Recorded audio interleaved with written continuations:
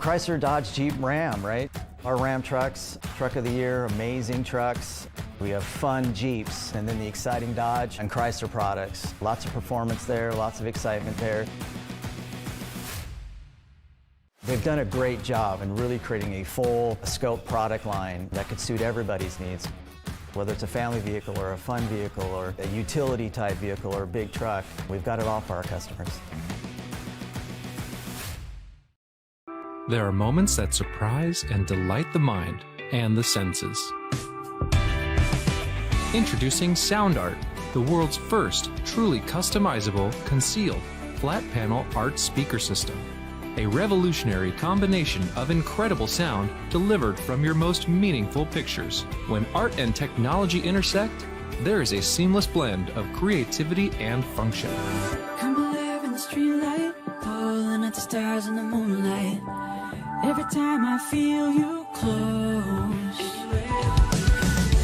With Sound Art, anyone can print their own artwork or pick from numerous licensed artwork that we have. The possibilities are limitless. Enjoy beautiful and amazing sound throughout your home.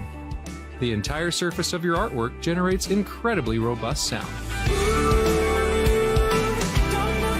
Sound Art is elegantly hidden behind a high-grade, textured canvas wrap, bringing together the best of sound and art. This innovative design allows for a truly invisible, high-fidelity sound experience without bulky speakers. For licensors and other businesses, we are capable of producing thousands of units per day. We're using the highest quality materials to give you the best product available in the market. Everywhere you look, there's always art. What I like so much about Sound Art, that you could just pair it and play. Ansia, your art never sounded so good.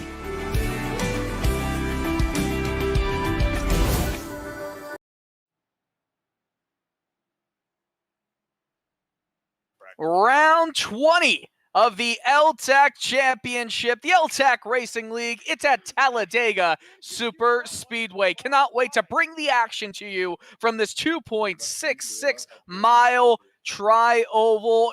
I mean, it's a beast of a track. Myself, Sam Dyer, are going to be on the call with you today. 71 degrees Fahrenheit in the air temperature, 44%. Humidity in the air. It's clear, and it's not much wind. Sam, we're really excited to bring the action, and I know as they are all giving us some donut shows right on the track, I mean, we don't really know what to expect. No, and for the drivers, this is kind of, they've vouched for it. This is a meme race. A lot of drivers going to be having a lot of schemes, meme-related, and on track. We've been seeing half the field taking this seriously during practice and the other half trying to find ways to entertain themselves. You see the Destruction Derby on screen. But this track's going to be a fun one, 94 laps, and certainly going to be a blast to see as they continue rocketing up into the sky. But no, Dylan, you missed a lot of crazy action last week at the Glen, as a lot of drivers getting penalties for themselves. That of Colin Stone, Malik Watchhorn, as well as Logan Hamilton, all being docked 1 point after having multiple incidences for themselves. Emerson Erding also going to be getting docked 2 points for himself, and 2 drivers losing 1 point and now on a 1-race probation period. That's going to be Noah Carmichael and Kyle Green that got into an altercation in the caution of pacing of the end of stage 1. So a lot of drivers, they've got to be careful of not losing any more points, because this series is not a win and you're into the next round. It's all about staying consistent and getting as many points as possible. You know, I would be serious in what we're talking about, but I believe that Nolan Rempel, the race control man, is talking about all of our unique and serious analysis while there is just carnage happening on track right now. Absolutely love it. But obviously, the yellow line rule will be in effect for tonight. I can't take this seriously right now, though, Sam. No, that's why I'm looking over at my screen of notes and not looking at the carnage that these guys are doing. They're just having a blast. Understanding, get your joy in now, because it's going to be a lot of drivers having to be patient and trying to get all their aggression out now so they don't do it on track. Well, they do call it the meme race for a reason. It's a Talladega 250. 94 laps are set for tonight's race, and practice will be starting or qualifying will be starting, practice will be ending in just over a minute's time. So, I must say, the iRacing in its Season 3 update has changed the Super Speedway package. It's going to lead to a lot of different types of racing than we've seen. Teamwork is going to be a crucial aspect of this race. I mean, what we've seen so far is that drivers, if they go out of the draft for just a moment, they're going to be struggling to, just simply get back into the field, back into line. You would need to have multiple drivers in a drafting line to make a run, to make a pass, which can make it a little bit more difficult for carnage to happen. But there's going to be big pushes. There's going to be a lot of excitement. Talladega and super speedway races in general, they just are a wild card. We go from here also, and I must add, it's going to be completely different by the time we go into the next round's race, because while this is Talladega, we obviously are going to a short track next week, of course, in North Wilkesboro. That's going to be a very unique race, as we have a big hit as the checkered flag in this practice session. They all disappear, and that should do it for the memes for now. But, Sam, memes are the name of the game in tonight's race, especially looking at the paint schemes for all these cars as we start the 2-lap, 5-minute qualifying session. Oh, we were looking at the 2 Dogecoin machines, and now we're going to be seeing lots of other cars getting out on track. It's going to be a blast here for this race, like you touched on, the different aero package that's here on how drivers are going to be attacking the draft. Side drafting is much more prevalent now with the new update, because you can really slow down a complete line if you are side drafting properly. Also, if you're side drafting not properly, you could be costing both lanes on staying with the lead pack. But here during qualifying, it's all about building up your speed. So expect to see a lot of drivers on your warm-up lap and on lap 1 to go as high as they can go up to that outside wall. And some feel a little nervous getting too close to the wall, because if you hit it, you're ruining your chances of getting good track position.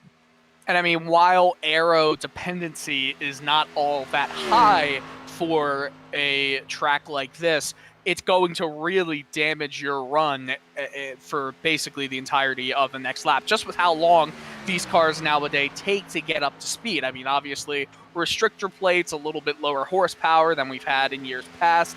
That all comes into play for this race. So a lot of drivers starting their first qualifying laps. We see some purple, but obviously that's just because this is their first run. Some are still on their out lap, but probably in 30 seconds time, we're going to start to see times being set. How about 2 seconds time with Barrick Uphold, the last driver into the playoffs, into the chase, 57.104 on the timesheet. Yeah, Barrick Uphold, after last week's race, did not show up. So he is now in a deficit where he's really got to work hard to get into a position to move on to the next round, because himself as well as Frank Flores is both going to be in positions where they're going to have to work their butt off to get into the next round. And I know Barrick Uphold wasn't able to show up. I know Frank Flores wasn't able to show up. And for Flores, he had some personal reasons why he didn't show up last week. Had a close friend pass away, and certainly it hurts whenever you lose someone. And for that team as a whole, Frank said that he's going to be rocking a scheme that's going to be honoring that friend that passed away. And also they have a GoFundMe to go help out, as his friend did pass away, leaving a son behind, and they're trying to fund for that. So we will be posting a link later on in the race for that team. But here for qualifying, drivers certainly trying to put the best times that they can, running low, as you see there on the bottom left. So while Uphold did set the first time, that obviously was going to be a slow time as well. And our condolences, obviously, with the family. That's a terribly tragic case, and I'm sure that he's going to be making sure that this race dedicated to him. Qualifying's almost over, and we've seen a lot of drivers trying to go out there, put their best times down. It's Merrick Watchhorn going to be top of the board with that of Cal Green with him as well up there. But we do have about 6 drivers that are deciding not to even put out a time, which this is a strategy call for drivers to just not take time because they're going to want to stay in the back where they feel like it's going to be a lot safer early in this race for drivers. You never know. They could be playing patient or getting super aggressive in the first 5 laps. Well, Masadi, he crosses the line and he set a purple first half of the lap and qualifies so far in P5. So definitely lost a few hundredths of a second in the last point there. Joseph now, well, he's gone purple in the first half. We're watching him on screen right now. And I do wonder if time was lost due to just coming off the yellow line a little bit. He did that right there, but it doesn't look like it's cost him any time. Around the tri-oval to the finish line at the other end of the track, and he is unable to get purple, but he does qualify, it looks like, on pole for right now, 1800ths up on Merrick Watchhorn. Yeah, I mean, Joseph, week in and week out, not surprised to see the 20 up front. He's just shown that he's got the pace to win practically everywhere. It's more of the luck if he can get it done. As we are now done with qualifying, it's Joseph on the pole. Joseph, with just a few seconds left in the qualifying session, shows that he is going to take the fight to drivers like Holden McGill, Logan Hamilton, who are also on top of the points standings. 4 races. That is what happens in the round of 16. And then we go into round 2. That's also 4 races. The championship, the top 6, all fight in a 3-race finale. That's how it works here. No wins and you're in. It all comes down to points. So while a driver like Holden McGill, who scored 16 top 10s over the course of the first 19 races, he still will have to qualify with points. And Sam, why don't you take us through the grid? Well, starting on the pole, it's Joseph with that and Merrick Watchhorn going to be on his outside. And in 3rd place, you've got Kyle Green and Stephen Parrott going to be in 4th. Barrett Uphold looking to have a good rebound for himself after missing last week, starting in 5th place with that of Anthony Musati to his outside in 6th. Grant Peterson going to be in 7th place with Holden McGill with the somehow surviving with enough fuel to win last week. He's top of the points currently. Great for him, certainly, but he needs to continue this momentum in 8th place with Colin Stone in 9th. Frank Flores going to be in 10th place. Again, another one of those drivers that didn't show up last week, but he's going to be trying to rebound and get as many points as possible. 11th is going to be that of Taylor Butcher Benjamin, and Logan Hamilton going to be in 12th place. So as we continue to go through the order, obviously there's going to be a I guess you could say, small field of drivers, 25 or 27, I should say, currently in the field. Not everyone did get practice or qualifying time, so that field may be a lot smaller, obviously, as we see Brett Fisher, Sean Deal, they're rounding out row 7 and continuing to go down drivers that lost time in qualifying and did not set a time themselves. But we're excited here in the L-TAC Championship, the L-TAC Racing Series. We're going to see a wild run here. Yeah, it's going to be a wild one for sure. We've got ourselves 3 stages. Stage 1's going to be 25 laps. Stage 2 going to be racing to lap 50, and then they race it to the end to see who's going to get the win. These stages so important. You can gain a lot of points if you can have a lot of great finishes at the end of the stages. So we're expecting the drivers early on, they're side by side, try to make some aggressive moves early, find your friends, and march forward. While other teams might be thinking about the opposite, find your friends and go backwards, and then they'll all start surging forward again until we get to the end of stage 1, where it's going to get very hot and heavy up front on who's going to be aggressive here. Now, remember, we've called this the meme race. I don't know if it's funny or not that Nolan Rempel has kept everybody on the grid for quite a long time. I wonder if he is in the session right now. So we're just enjoying the views right here. I wonder if we could get a rating of the best paint schemes. Why don't we go one by one, shall we? And looking up front, I mean, Joseph, he's rocking his scheme with a couple of Pikachus on the hood. Kind of hard to tell with the bright yellow blending in. So, I mean, if you're looking at closely, you can see the memes, but from a distance, I mean, it's a little hard to see. Just a little bit. I mean, there's Ryan Dingler is throwing us back to 2009 in the 8 machine all the way in the back of the field with some Rage comics. God, showing my age a little bit, my youth, I guess you could say. Oh my goodness, this is a blast from the past, Sam. Oh, it certainly is. I mean, immediately when I saw it, I was like, gosh, the Rage memes. I remember when that was the biggest thing out there, but now it's like we got a new meme every day that comes out. So it's hard to keep up. And then you got that of the 51.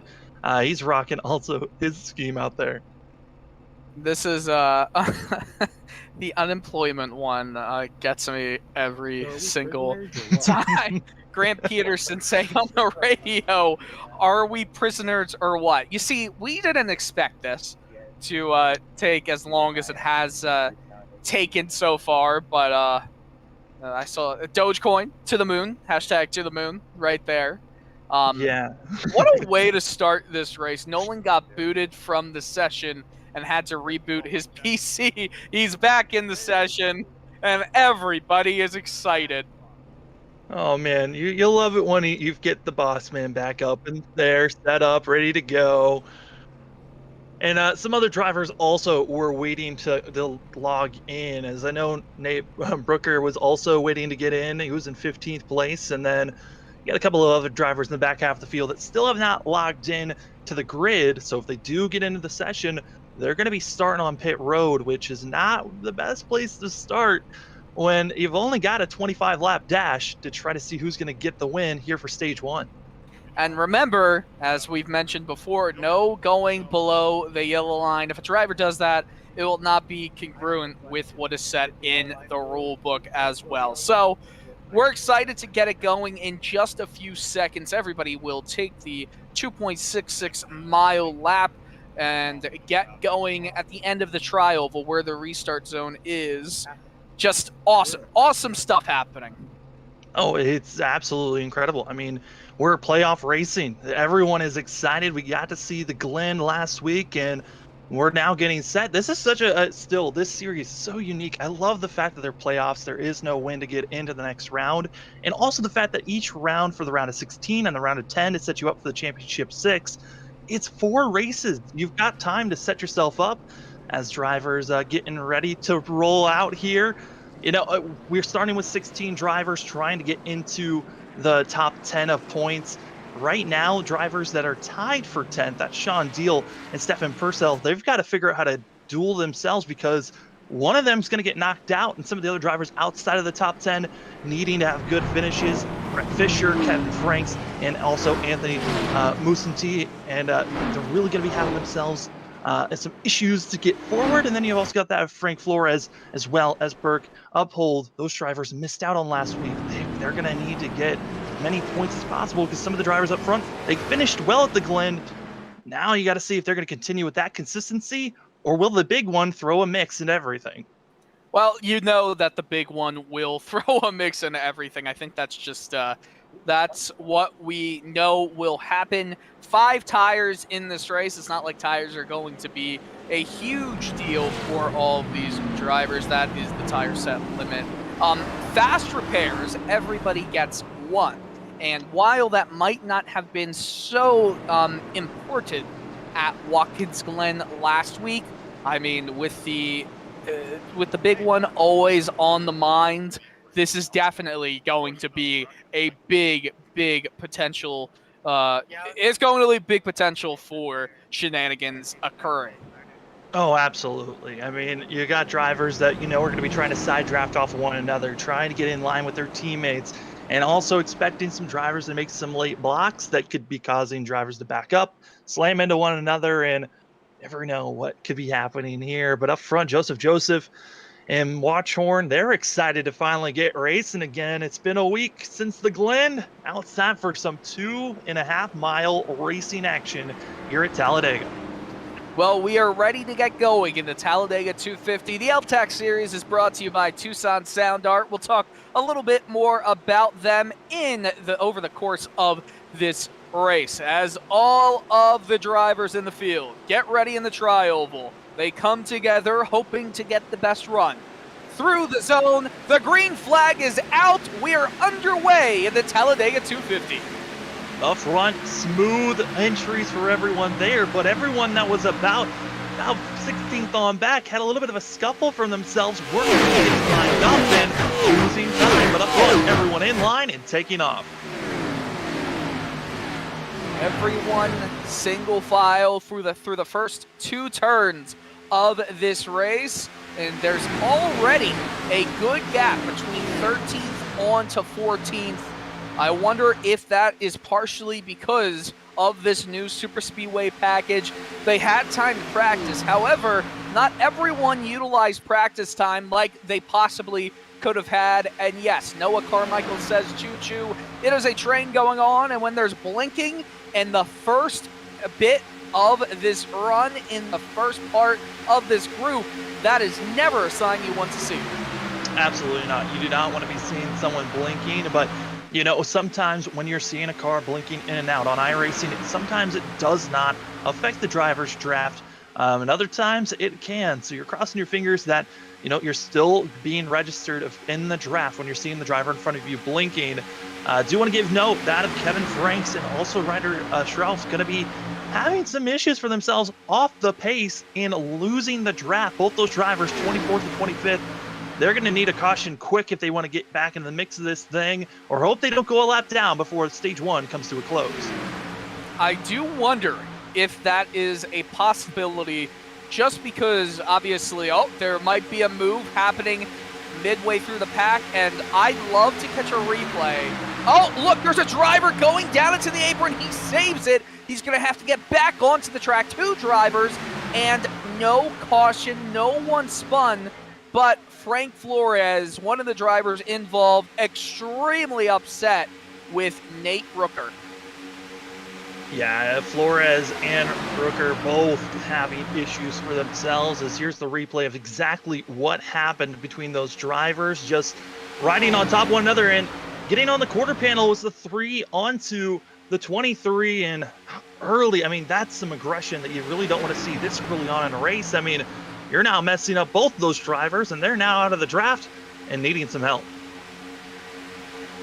It's interesting hearing the driver communication. Obviously not something we can get for everyone, but Frank Flores showing his frustration pretty handedly, not happy with the push that he got. But this is going to end up being very hurtful, especially for that stage 1 finish for him. Obviously, if there is a yellow before that comes out, or he stays on the lead lap, no harm, no foul. And I mean, that's going to be the big thing. By the way, the stages 25, 25, 44. So they're very quick stages. And then in stage 3, I should say, we're going to have to see a green flag pit stop take hold. Look at that. Look at that blinking right there. That is never something you want to see. And that appears to be Stephen Parrott as well.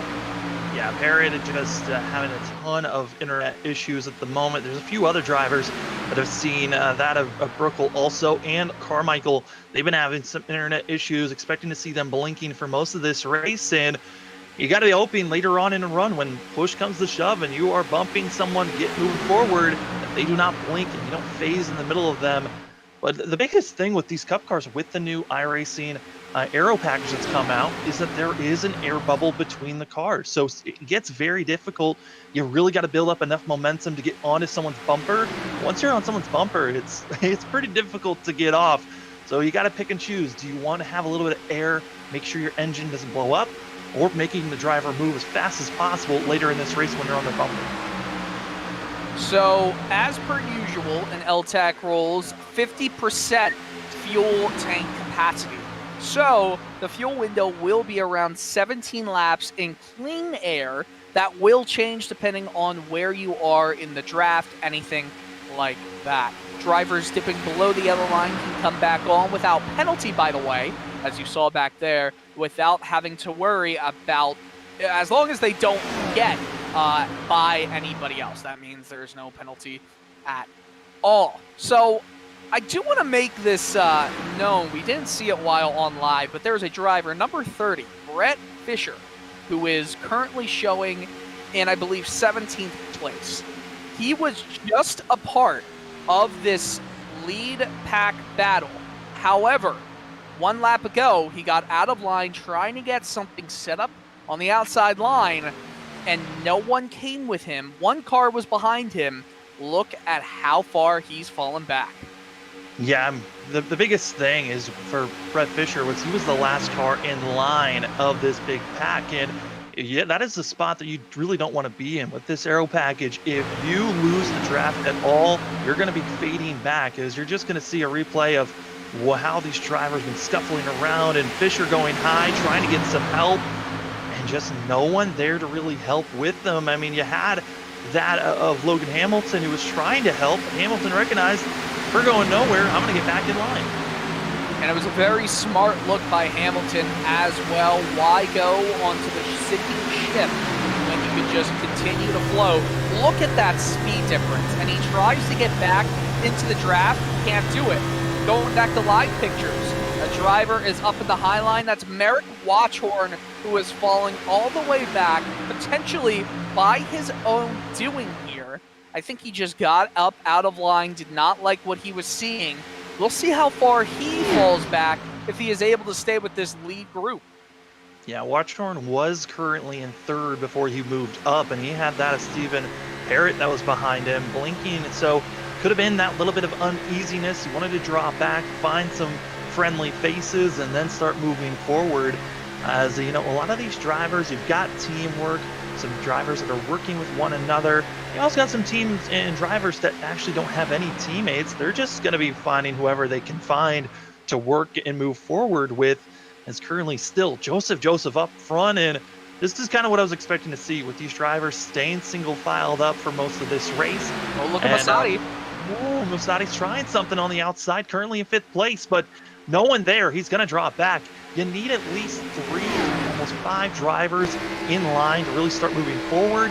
If you move up and there's no one behind you, you're going to be going back very quickly. You know, I miss the old package, and I've raced in this package for a league before. It is not all that fun trying to make things happen, but as you see, potentially Barrick Uphold wanted to come up with Holden McGill.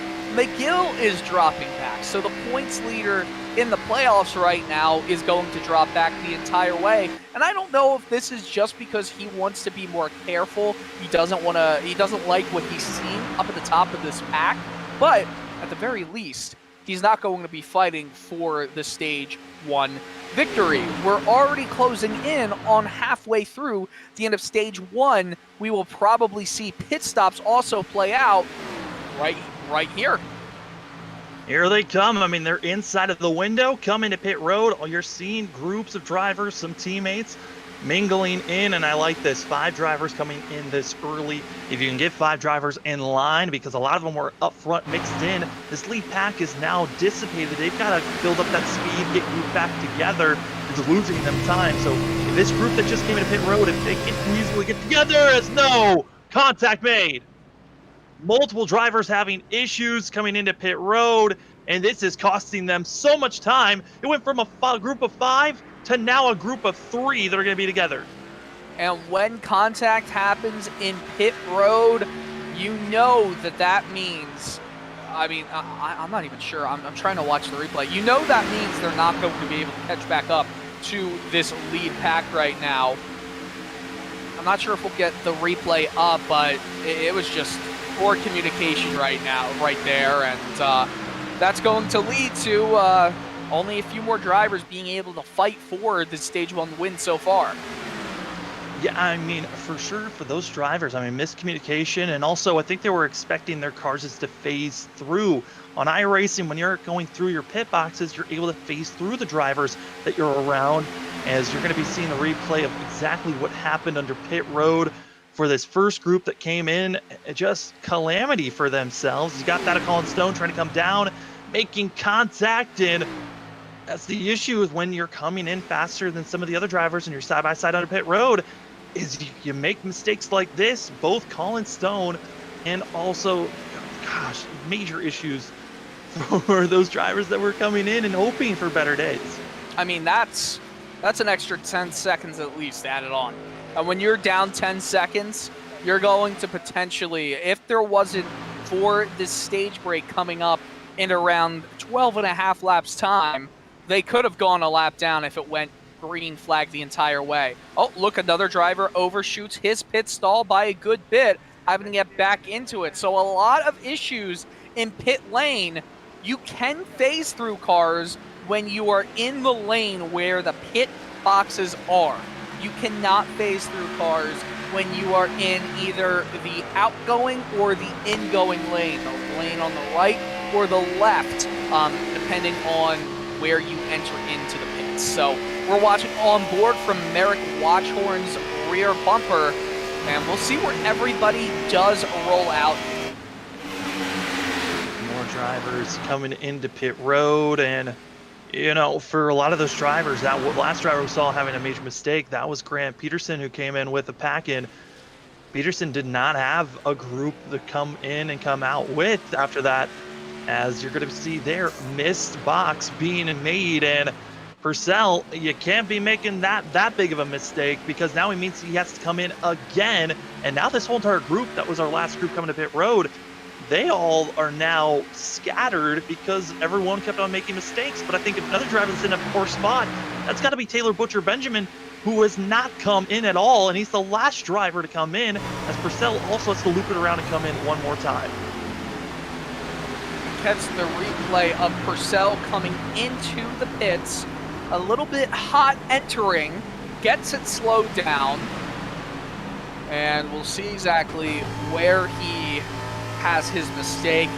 Carrying over a little bit to the left, everything's going well so far. Oh, he forgot where his pit stall was. That is catastrophic, and that is not a pun.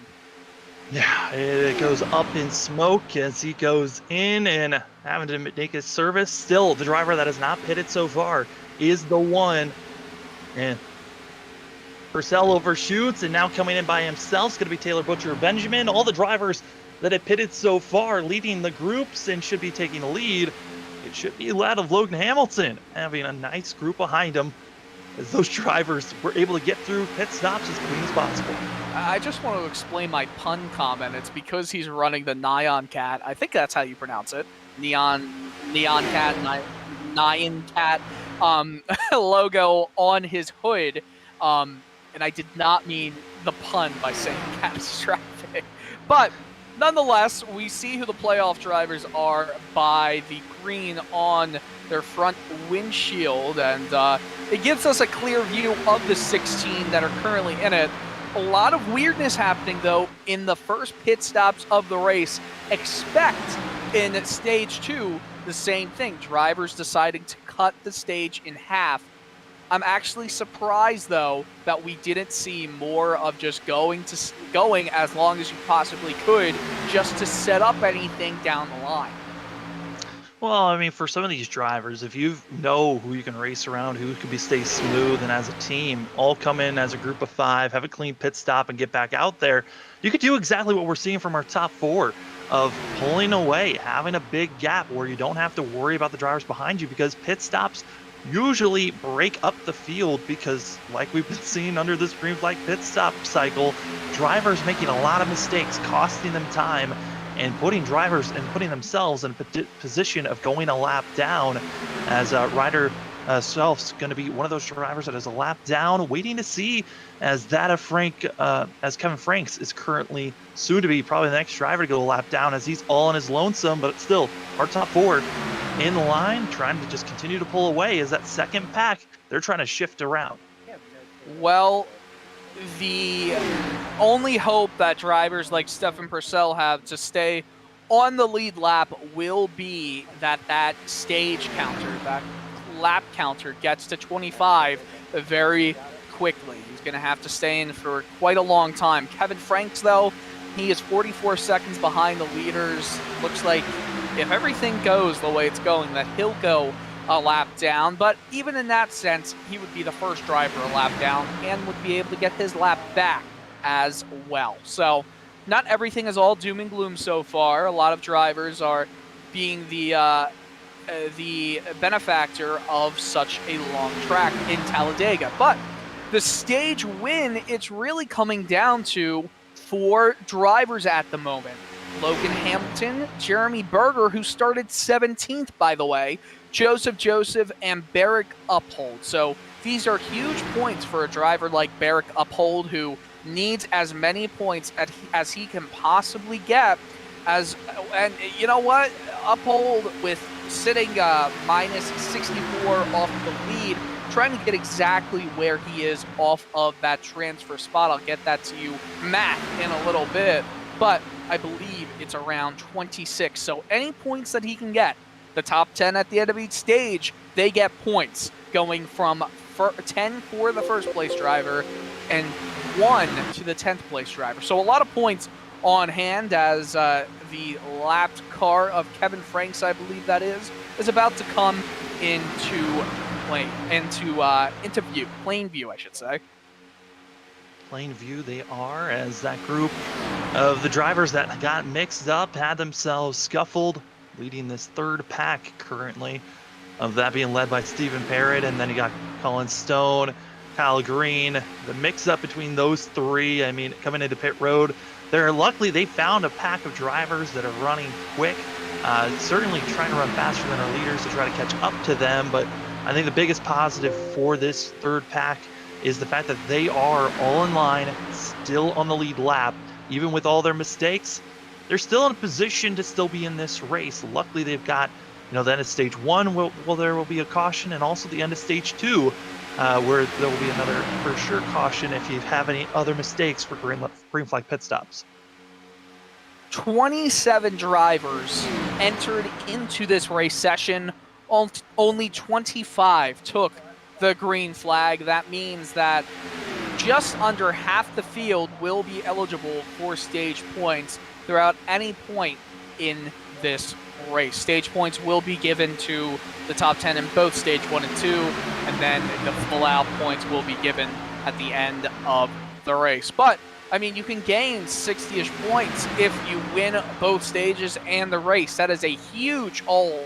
And for a driver who is currently fighting for just playoff survival in the situation of Barrick Uphold, for example, well, he's going to be able to get a lot of points if he stays in positions like this throughout the rest of this race. We're currently watching what I believe is the second pack, or the third pack that is, in this entire race right now, as they're rounding turn 4 and getting onto the front stretch into the tri-oval. And now we're back with that top pack, the top 4, who have just made a pass on Stefan Purcell, who was the first driver a lap down. Robert Pattengale is on the backstretch. He will be the next driver, but I don't think it's going to be difficult to catch him. Purcell hopes that there is no way Robert Pattengale is caught. He might be, though. Yeah, Purcell's bad woes in stage 1 continue. He noted that he missed his pit box, had to come in another time. And then, just now, about a lap and a half ago, through the tri-oval, he's having, it seems like, internet issues, maybe even computer issues. He just, by himself, went up into the outside wall and currently having issues of staying on track, and now absolutely jumbling up the second group and costing time, it looks like, for that second group, as they had all scatter around 57. Well, can't blame him. He wants to get back in the draft and not have to worry about being alone on track. So something you have to do. It's just an aspect of plate racing. We're still watching in the picture on the bottom left, that top group. And just a little bit in front is Pattengale. I think he's going to be passed here. I mean, 2 laps. He is losing a lot of speed right now as they go into the tri-oval. The lead pack is going at 196 miles per hour, while Pattengale, this is just to show you how big the draft matters, is going 186 miles per hour into the tri-oval. That's a 10 mile per hour difference. He is about to be passed here. He will be the first driver a lap down. Yeah, I mean, Pattengale, he certainly is doing everything in his power, hoping that he can get in line once the lead pack passes him. That'll be the best solution for him to make sure that he is the first car 1 lap down and try to get that lucky dog position. As the drivers going through 3 and 4 for this lead pack. I mean, Logan Hamilton, Jeremy Berger, Joseph, Barrick Uphold. For Uphold, this is fabulous for himself to be up in the top 4 and being in this lead pack. I mean, showing that the pace that he's got and also the lack of mistakes coming into pit road certainly helping up this group as they're hitting lap 25. Final lap of stage 1. Pits are closed with 2 laps to go. Jeremy Berger, he is in second place. Does he have anything for Logan Hamilton? Trying to get a run. Will Joseph go with him? Still thinking about where to go. They go down low. Berger is able to keep it on track, but he's below the yellow line. Now Joseph will go around the outside of him. Logan Hamilton is loving this. He's seeing 3 wide happen right behind him for the win in this stage. This is allowing Hamilton to just get away with everything. Berger gets back into second place as they're about to round the tri-oval. Will he get a run big enough? He's gaining. He's going around the outside. This is going to be a photo finish for stage 1, and it is won by Logan Hamilton, 1800ths of a second. I mean, that is picture perfect on how you can hold off some of these drivers for Logan Hamilton as stage 1 has come to a close. But did Joseph try for sure there? I mean, and Jeremy Berger and the rest of the crew, they all went 3 wide, and you saw the power of side drafting, the fact that it was slowing down all 3 drivers and letting Logan Hamilton pull away. But that also kind of backfired for a second. He thought maybe we were going to be seeing some passes for the lead, but not able to. And with the timing of that caution, Joseph might be having the lead. Well, at the end of stage 1, I'll tell you what, it sets an example for what we may see at the end of the race as well.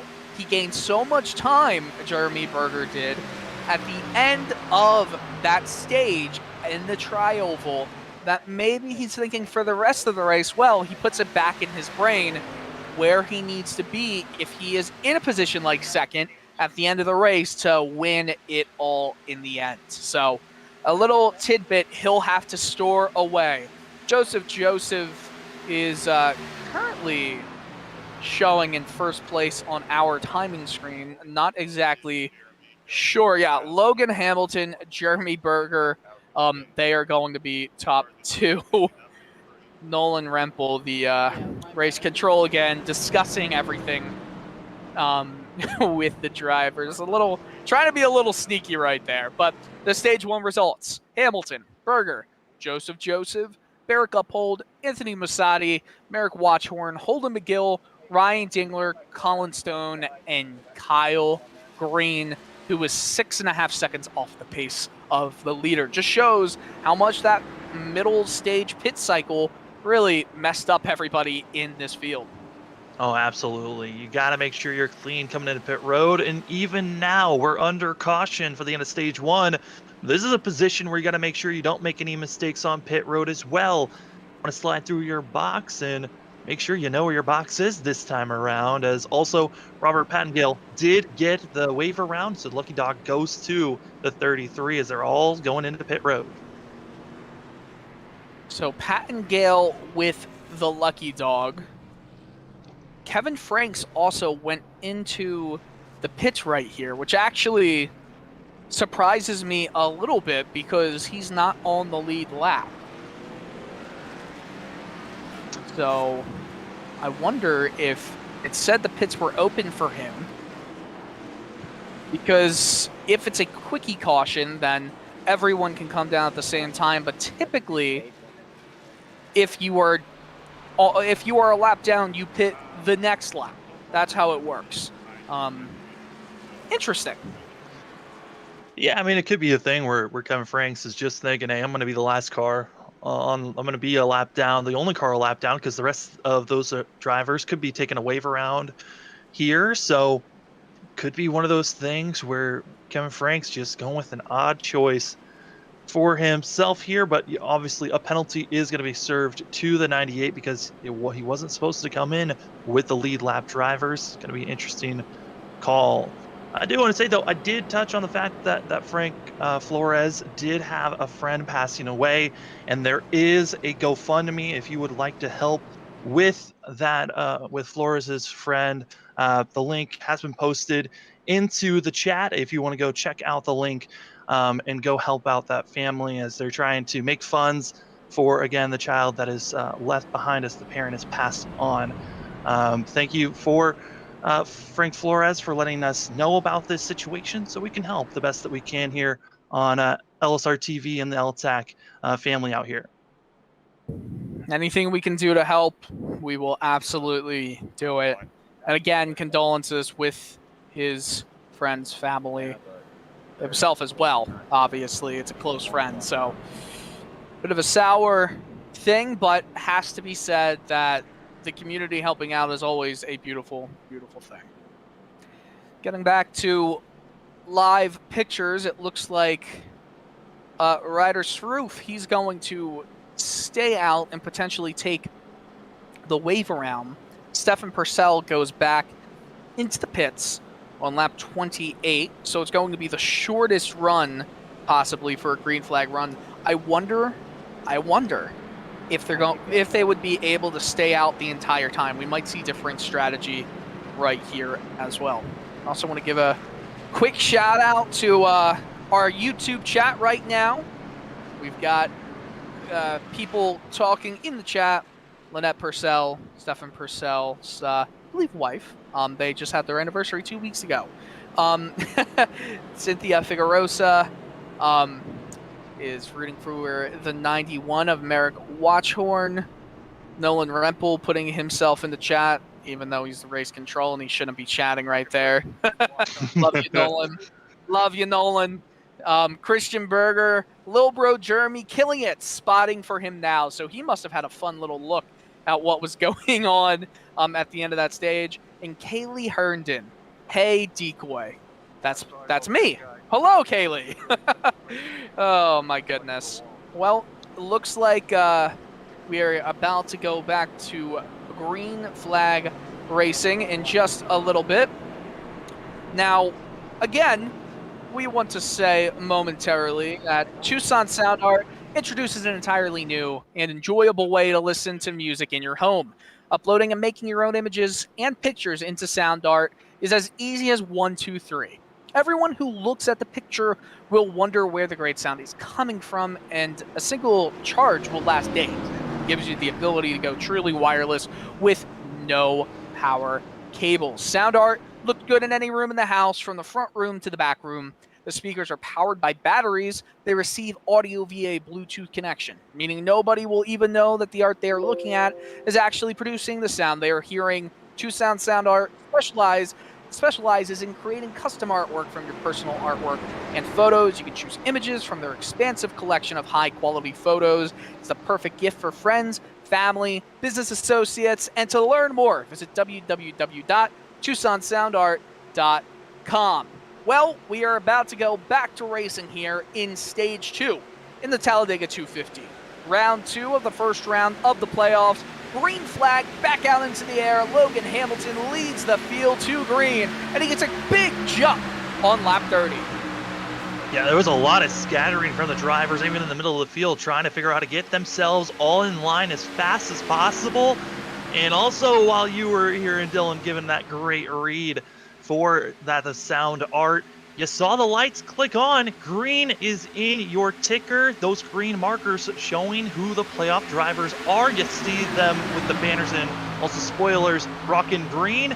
And now you're also seeing a little bit of blinking here as issues for some of the drivers in the middle of the pack. Got to be careful of the blinking cars that could be causing issues.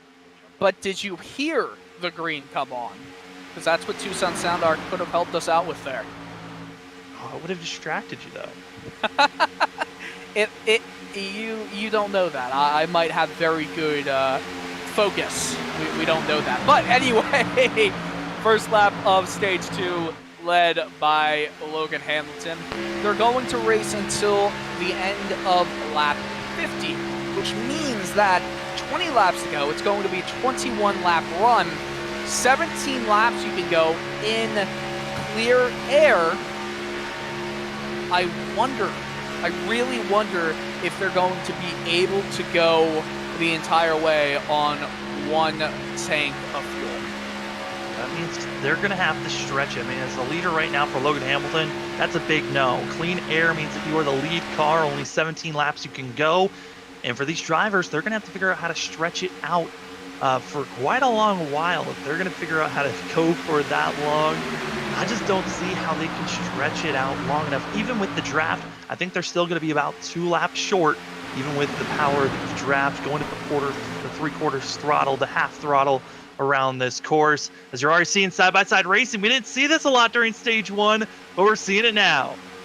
Well, the outside line, will it work? A set of 5 drivers are going to try it out. I don't know, though. If I'm anyone in the back of this pack, I'd go back down to the bottom line. It's too powerful, that single file inside line. Yeah, the 2 drivers that were out there was the 44 of Sean Deal, as well as Lauren of Lauren in 82. Yeah, I don't know why McFadden was tripping me up. I'm struggling here today, it seems like. And also, Nate Brooks going to be adding on 3 cars in line, but you're going to need a 4th to really get yourself moving forward. But certainly up front, Logan Hamilton, it has not been a tough day for the 12. It has been a great day, I'd say, for the 12 right now. On a car is under pit road, and this is going to be Struff. I believe Ryder Struff is going to head into pit road. He took the wave around, which means he still needed to get some fuel. Maybe, just maybe, I don't know, can he stretch it out the entire way, get back on the lead lap, and then pit once stage 2 ends and be at the end of the lead lap group? It could potentially happen. We'll have to see. I think that's the strategy he is looking for in this race. I mean, the biggest thing for Ryder is that he pitted right when the window opened up, that he will be able to make it even if he was driving by himself. The lead pack is going to be closing up on his back bumper, and you know, you kind of touched on it during the first stage of why weren't drivers stretching it as long as they can. I think we might be seeing it this time around of drivers trying to stretch it as far as they can go and expecting them. I mean, they're probably going to be about 2 laps short, but come in, do a quick splash and go, and finish out the end of stage 2.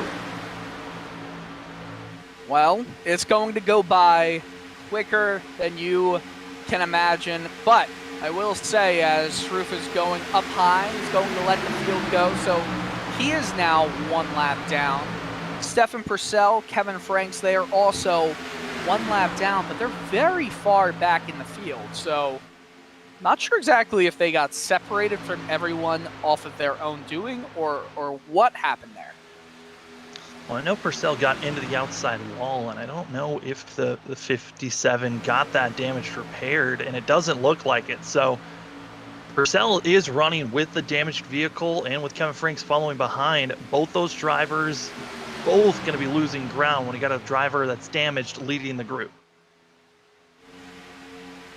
Well, we were talking about Nolan Rempel putting anything in the YouTube comments. He said, hush, it's under caution, I can get away with it. Now we just got a comment during the green from him saying, welcome, ladies and gentlemen, boys and girls, to Train Simulator 2021. I don't think he is being consistent with his words. As the race control, do I trust him to be race control? Of course we do. Nolan is a fantastic guy.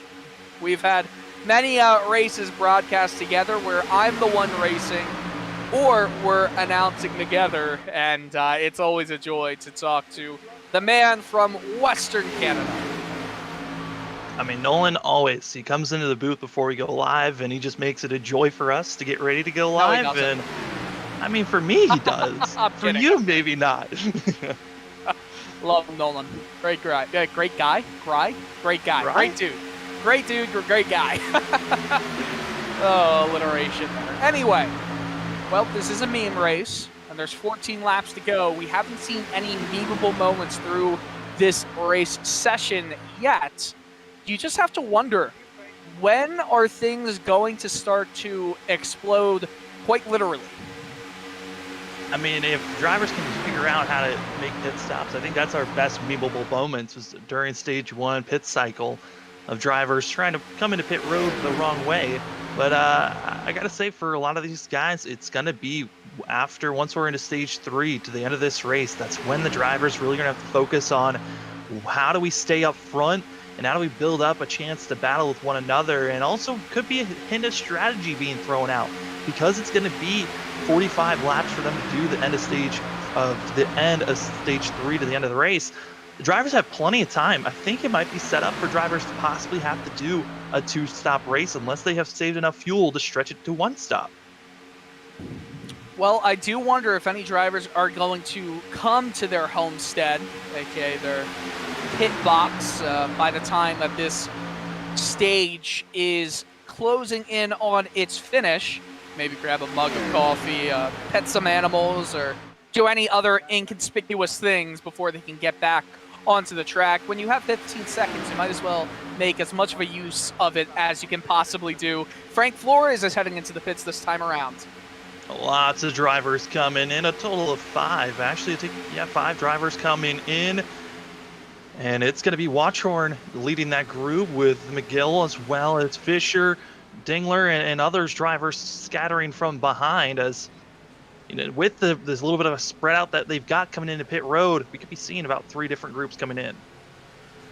Well, it's all about making sure they get in, they get out as quickly as possible. It's not often you see drivers needing to head to the pits pretty much every dozen or so laps so far in this race. And I wonder if they are changing tires on these stops as well. No, they're just going for some short fueling as the lead pack heads into pit road right now. Going in a little bit hot, but they slow it down, I believe, just in time. But this is pretty much everyone else in the field. Yeah, everyone comes in. So 2 defined groups coming into pit road, and this last one was massive. We saw some drivers making mistakes during stage 1 pit cycle. This time around, everyone's been pretty clean and neat and tidy this time. Got a little bit of practice, and as all the drivers get out and going, we got some facing going through. Got to be careful of that between the 76 and the 20. We'll see. So far, so good for everyone, except there's some blinking going on back there for Stephen Parrott again. My oh my, it's never good to be behind somebody that is blinking, and I think that's so much more true when you are on a super speedway. Hamilton comes out of that pit group ahead of everybody, but even though they're all spaced out, they're going to come together again very quickly. Yeah, and that first group that came into pit road was being led by the 91 of Merrick Watchhorn, and they're currently in 7th place. And they obviously did not get out as quick as possible. Only a group of 4 that they were, so even when they got up to speed, they weren't going as fast as this lead group is now. Logan Hamilton still up front, but there's still a lot of gaps between our front 5. They need to really tighten this up. Otherwise, you're going to be seeing Watchhorn come with a head of steam behind them. I wouldn't be surprised if there is no closing in by the time the stage ends. There's less than 10 laps to go now in stage 2. It's going by so quickly, and it might again be a battle of all the drivers in just the first few spots. Yeah, I mean, right now, we're getting so close to the halfway of this race, and when will the drivers...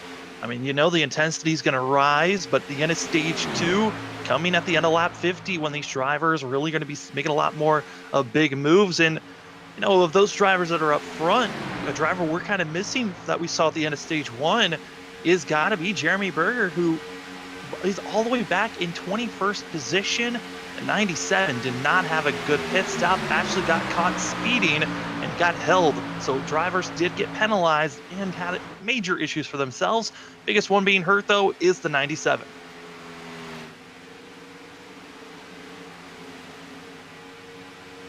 Just taking a listen to all the sounds on track right now. Look at that track map. That is how miscombobulated everything can get once there are green flag pit stops on a super speedway. You almost don't want to see green flag pit stops so far in this race.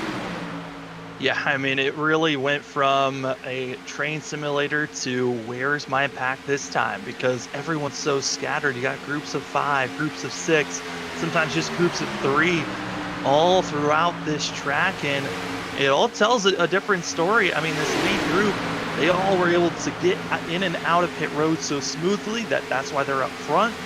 Then you also got the second group of drivers that tried to pit a little bit earlier, and that really didn't work out for themselves to gain time. But now we're starting to see a lap traffic, a pack of lap cars being in the way of our leaders as the leaders cut their way through. Well, that is Stefan Purcell, as well as, I believe, who is that? They're going into the pits actually right now. That was Kevin Frank. So the one driver that is a wild card a little bit is Ryder Schroef, because remember, he did go into the pits pretty much as soon as this stage started. Richard Springer is now also a lap down, and now Ryder Schroef has been put 2 laps down. So wonder what's going on with his car right now. Drivers just kind of falling out of favor in this race, and just seems to be happening. Schroef actually went into the pits again. So 2 pit stops over the course. Schroef, that is, Ryder Schroef. I've just been corrected by Nolan Rempel. Schroef has been into the pits twice in this stage over the course of, 14, 15 laps? Yeah, Ryder is not started on the best foot. He started off by missing the grid. He started off without an issue once they gridded up, where he was behind everyone once they went green, and he has never really been able to catch up. Currently now 2 laps down, like he stated, and I don't know if the 58's really going to have a shot to get back into this race unless we start to see a lot of big wrecks happen and drivers getting caught in a lot of messes, but there's still a lot of drivers 1 lap down in front of the 58. Not looking good for himself as Logan Hamilton deciding to drop back from the lead, now back to 5th, and trying to put himself in between himself and Berger. Yeah, well, that's not going to work right now because he's going to lose a lot of time to this lead pack, and now the side draft between he and Jeremy Berger are slowing both of them down. So Joseph just said, Logan, you have doomed us all. I'm not honestly sure what the decision was for Hamilton right there. It doesn't make sense. I mean, he's dropping back. Yes, he's got some drivers that he wants to probably be around, as both himself and Berger did quite well during stage 1, but now you're at the end of the stage. Yeah, they're at the end of the stage, but now they're being a tow for that second group, so we're about to see drama building up as we're getting end of stage 2 here. Oh, you are right on the ball right there. What was Logan Hamilton doing dropping back? He has absolutely given some steam, given some life to this group that was around 2 seconds back. And with 4 laps to go in stage 2, oh, we have a little bit of spicy drama. We're going to be staying on the high side, trying to build up that momentum. You got 4 cars in line. It's going to be that of Watchhorn. McGill also can throw that of Dingler into the mix, as they are all trying to get in line, just leaving the inside group. It is going to get close here, but as we said, stage 2 comes to a close at the end of lap 50, so there's still plenty of time for these drivers to try to set up or pass or just stay where they're at currently. This is going to be an interesting final few laps to this stage as we move around the tri-oval. 3 to go in the middle stage. Oh, and there's a block, but Merrick Watchhorn says, I don't want any bit of that, and the outside line is going to work. Joseph found himself out to dry in the middle lane. He is no longer in contention for a stage 2 win, it looks like. Yeah, I mean, this outside line, they were coming with a lot of steam, but with that block that Joseph did, and also staying in the middle lane, it kind of clogged up the outside line, killed all their momentum, and they're trying to build it all back up again, but you're just seeing some drivers that are on the inside coming up, using the side draft, stalling out that outside group, so they're not really able to make any passes currently, and they're stumped right now in fifth place. Interesting choice right before pit road closes, as it will right around now, because 2 laps to go. Logan Hamilton will go into the pits right alongside trying to see the exact number, the 97 of Jeremy Berger. So strategy call indeed. I mean, for Berger, this is a very risky call because, you know, they're probably making this call because Jeremy Berger is hoping that he can stay at least 1 lap down. And once he gets back out there on track in stage 2, drivers coming to pit road, take the wave around so he can get back on the lead lap, stay in the back with that of Hamilton. But this is a really risky call, as up front, they're side-by-side racing for 3rd place. Stephen Parrott, Merrick Watchhorn. Merrick has just taken all the laws of physics and this aero package and said, I want none of it. He's up into 3rd, and he has the draft and the speed. 1 lap to go in stage 2. Now the outside line has gone to work for the first time in this race.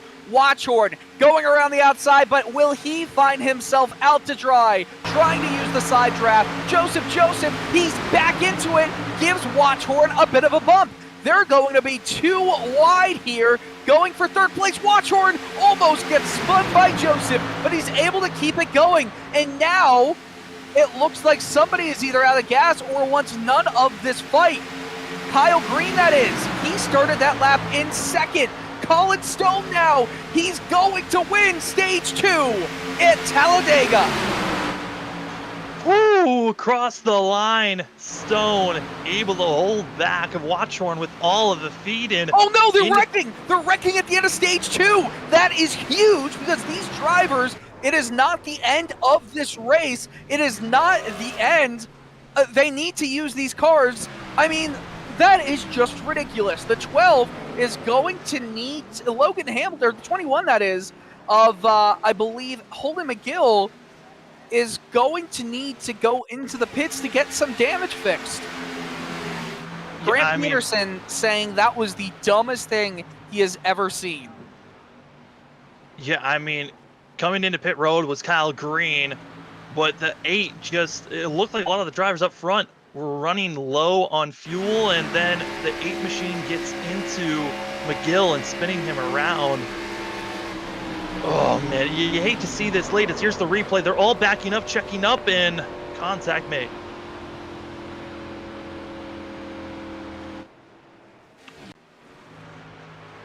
The 76 is getting a drive-through penalty, needing to be served in 3 green flag laps. Kyle Green understands it. He was out of gas.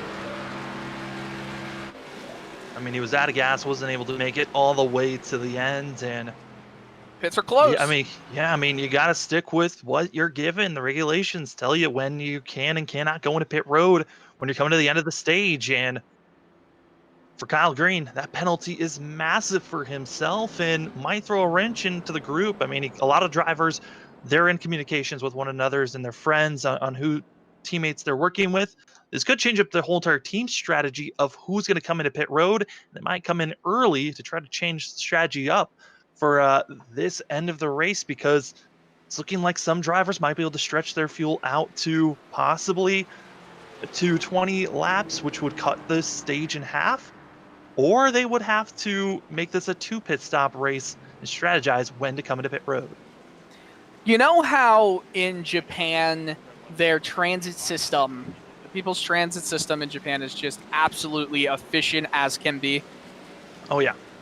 Well, I think that people are going to be flipping desks in stage 3 because that transit system that we've been seeing in place for pretty much the entirety of this race so far, it's about to get very miscombobulated. Yeah, I mean, if drivers can manipulate the draft, figure out how to save fuel, they're going to do great at the end of this race. But if you are one of the drivers that wants to be up front leading every single lap, like we've been seeing from Logan Hamilton, this is going to be your nightmare to try to stay out there as long as you can. But some drivers going for track position over tires. Taylor Butcher Benjamin going for just fuel only, as well as the 51 with fuel only for themselves. A couple of other drivers mixed in with fuel only, as Logan Hamilton's going to top off. McFadden also just topping off with fuel, trying to get that track position for themselves instead of getting tires, because here at Super Speedway racing like Talladega or Daytona, tire wear really isn't that big of a factor. But I do wonder right now, Sam, will it come into play in this stage at any one point? I mean, you feel like it has to at some point. I mean, there's a chance that they might have to take tires for those that went with fuel only during their next green flag pit stop, or possibly other times. As currently everyone's slowing down on the backstretch as they catch up to the pace car. But I just don't know how some of these drivers are a lap down, how they're going to get back into this thing. Jeremy Berger is going to be taking the wave around up front. Kyle Green also taking the wave around, but is going to have to serve that green flag penalty, that black flag penalty, doing the drive-through under green. Gosh, it's got to be frustrating having that type of a mental error for the 76 of not coming in to save, or not coming at the right time to have enough fuel to finish out stage 2. Yeah, that's going to end up hurting him very much so. So, we're going to go back to green flag racing, I think, next lap. I think. Which would mean, or maybe in 2 laps' time, we're going to have around 40 laps before the green flag is changed to a white and then a checkered flag. We have not had any really strong incidents so far, I guess you could say, except for that post-stage 2 conundrum. So, I guess what I'm trying to think about right now, Sam, is where is this race headed? Are we headed to maybe 2 trains forming the entire time? Because we saw the outside can get some work done, as we see 2 to green coming up. The outside line can get some work done. It just needs to get formed. Yeah, I'm expecting this thing to be chaotic. I think they're going to be single filed out until they make that final pit stop. And after that final pit stop, you see everyone grouping up. It is going to be a mad dash of who can get up front with your teammates and people you are feeling like is going to help you win this race, because it's going to be all about track position, as we've seen from both stages. If you are up front entering turn number 3, you've got a very good shot to win this race, because when you're side by side, you're killing the momentum of the drivers behind you and next to you. So you got to be focused on having the best track position when you're coming to 2 to go. It looks like the lights on the pace car are off, so it might be this is the lap we're about to go green flag racing. So half a lap until we do go back to running here. There's going to be 40 laps to go in this race. It's been a very quick race so far. The session has been active, the race session, for just over an hour. But if you remember, Nolan Rempel had his computer reboot, and we had to be in a holding pattern before we could get the race started. We've got a lot of action still to come. A lot of drivers keeping it clean, but that, I think, will change. 21 drivers on the lead lap. And, well, Kevin Franks, Stefan Purcell, Kyle Green a lap down, and Ryder Ralph is 2 laps down. So, going back to some green flag racing here. Taylor Butcher Benjamin. Haven't seen much of him today up front.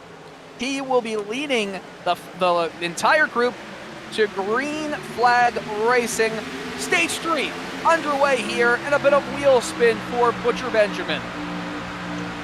Butcher Benjamin, again, did not take tires, nor did the 51, so they're going to be having a couple of issues getting up to speed, but they're all in line, and right back to what we've been seeing for most of this race, in line up front, and in the back, they're still side by side, but expecting track position to be important. It's here comes Watchhorn. Butcher Benjamin is getting a penalty for waiting way too long after the restart zone to get everyone restarted. He is not happy with the penalty. He's going into the pits now. He says it's ridiculous. However, I have to side with race control here. The restart zone is shown very clearly in the race notes and the rule book where it exactly is. It's around halfway through the Geico sign in the infield and goes just around when the start of the circular, I believe the NASCAR salutes, or we're trying to see exactly what it is, logo in the infield as well. Actually, I'm sorry, it is the Money Lion 300 logo right between that and halfway through the Geico sign right in the infield. I know I'm just speaking very unclearly right now, but it's visually able to be seen as they come around the tri-oval.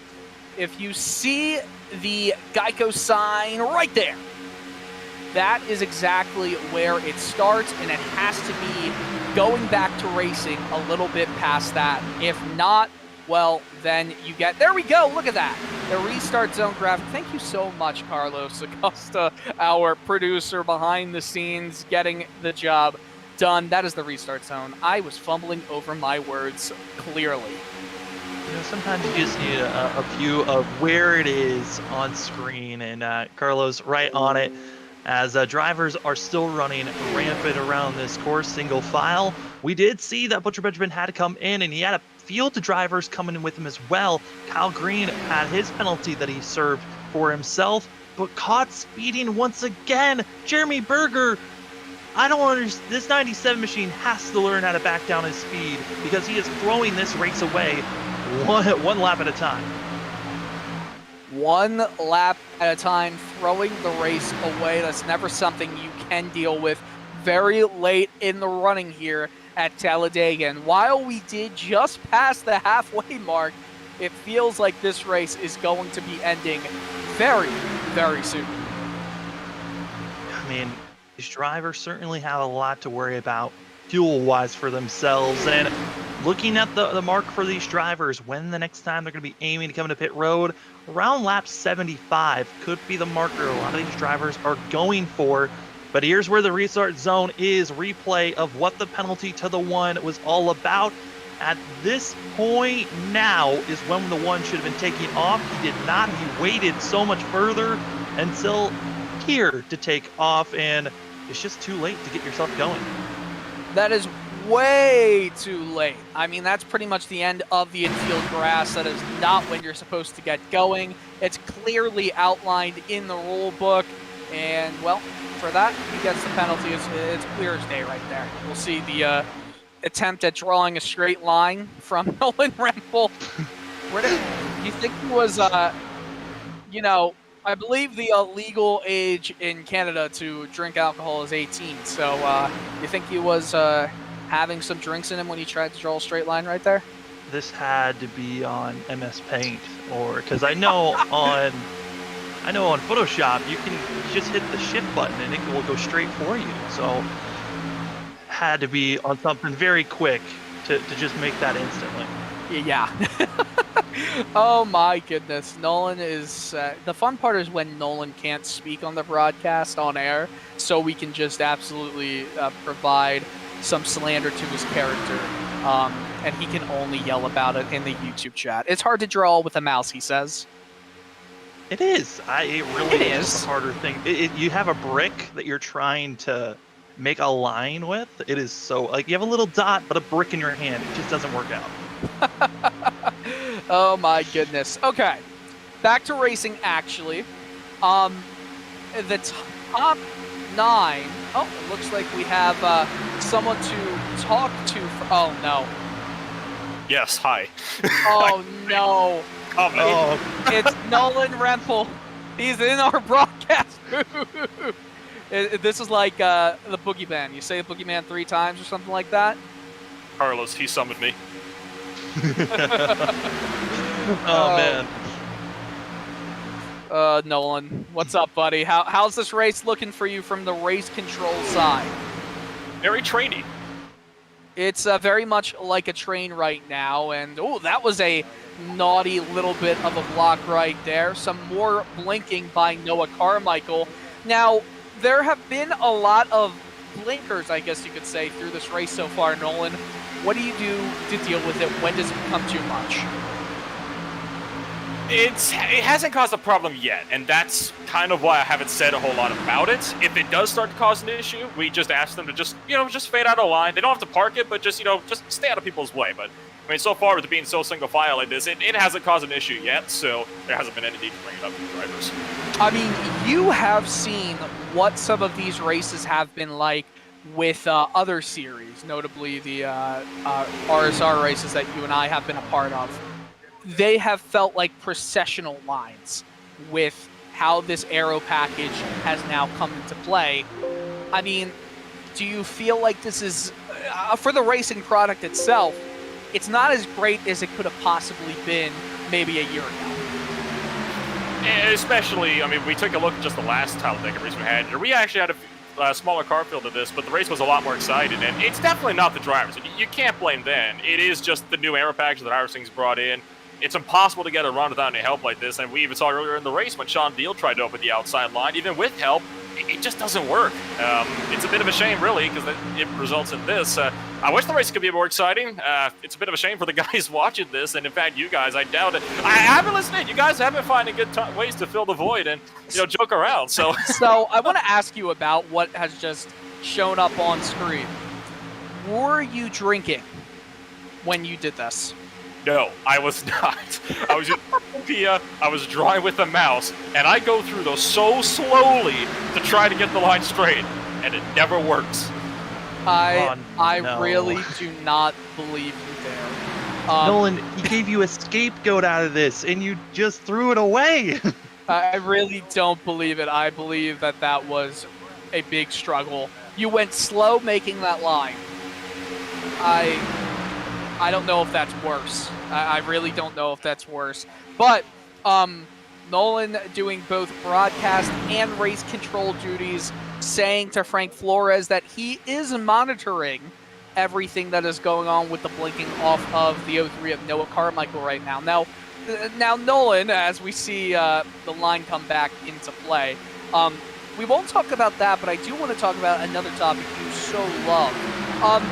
It is called the meme race, is it not? Correct.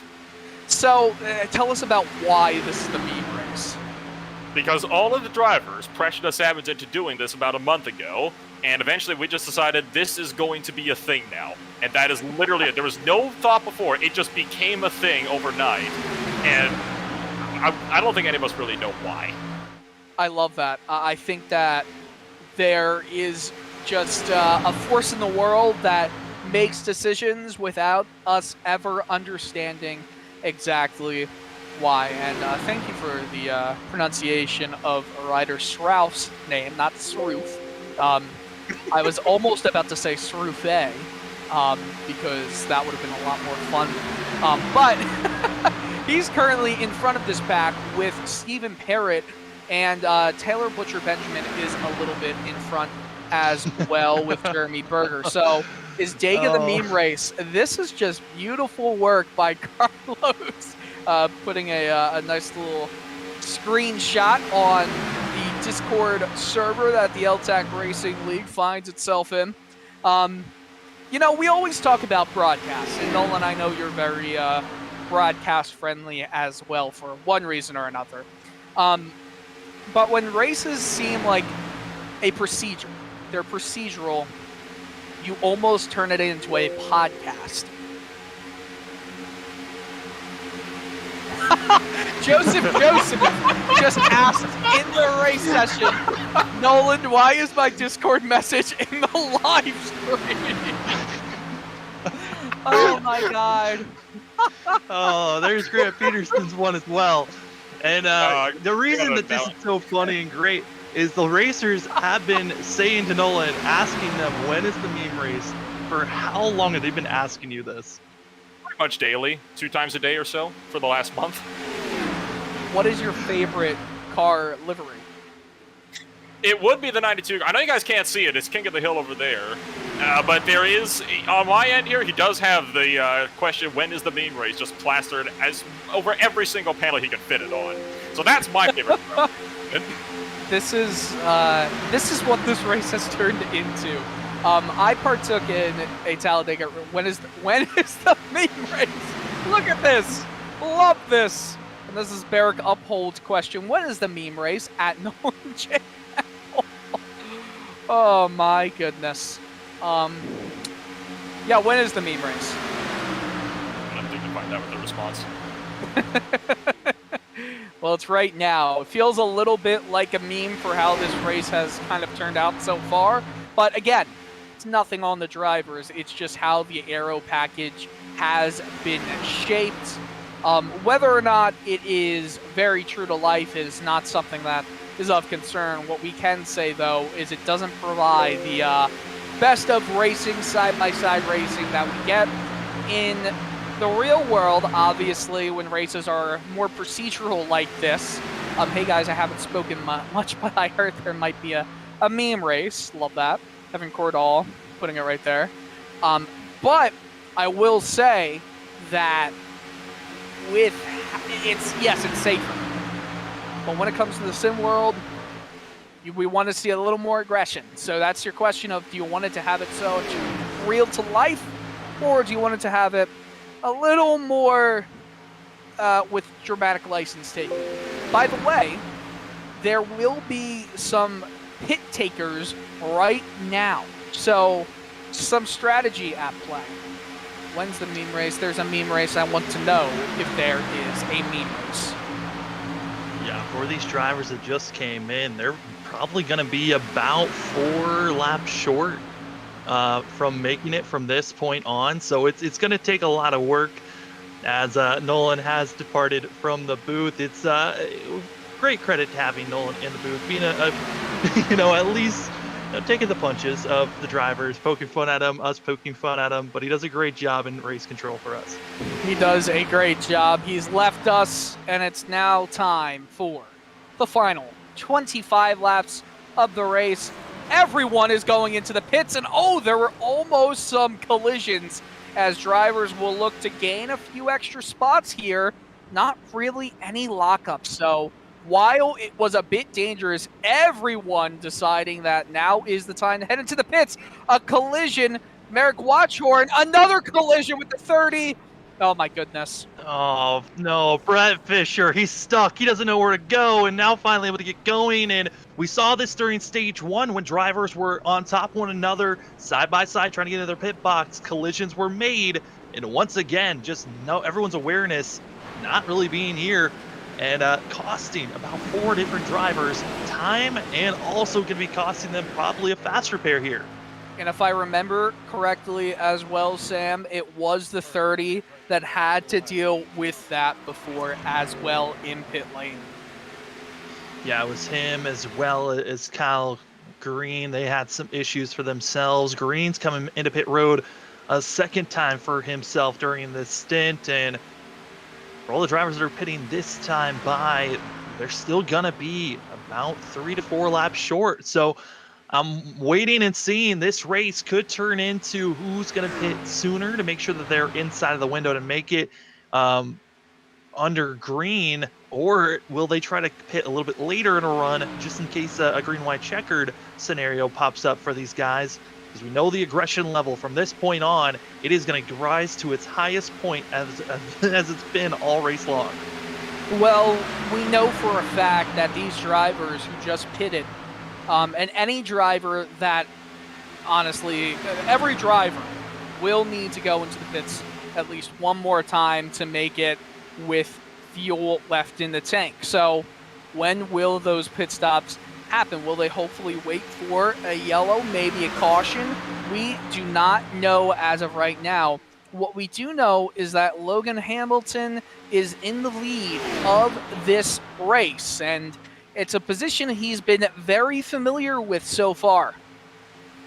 Yeah, I mean, he has been up front. The only times that we have seen, Logan not up front is when he decides to drop back and trying to do different strategies of giving the driver that's in second place some air to cool off their engine.